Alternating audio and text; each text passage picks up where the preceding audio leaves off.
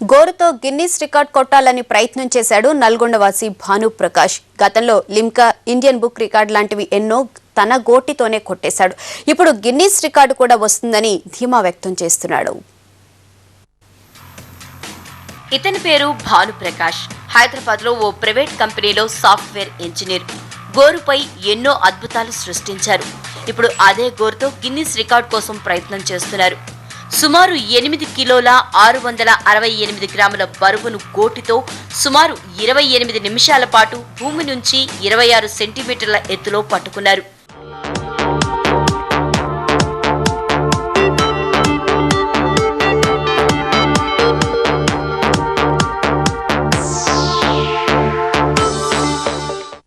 ఇందుకోసం చాలా రోజులు కృషి చేశానని అంటున్నారు భానుప్రకాష్. తనకు గిన్నిస్ రికార్డు ఖచ్చితంగా వస్తుందని ఆశాభావం వ్యక్తం చేస్తున్నారు.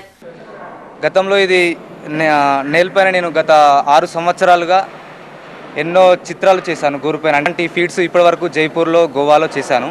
అయితే ఈ కేటగిరీ ఇప్పటివరకు గిన్నిస్ వరల్డ్ రికార్డులు లేదనమాట. రీసెంట్గా ఒక 9 మంత్స్ నుంచి వాళ్ళని పుష్ చేసి నేను ఈ కేటగిరీని న్యూ ఓపెన్ రికార్డ్ కేటగిరీగా యాక్సెప్ట్ చేయించుకున్నాను. అలాగే చాలా సంతోషంగా ఉంది.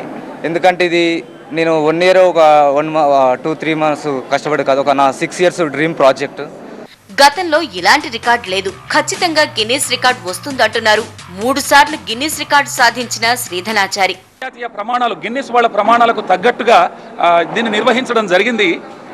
భానుప్రకాష్ 8.668 కిలోగ్రాముల బరువుని తన ఫింగర్ నెయిల్తో లిఫ్ట్ చేయడం జరిగింది.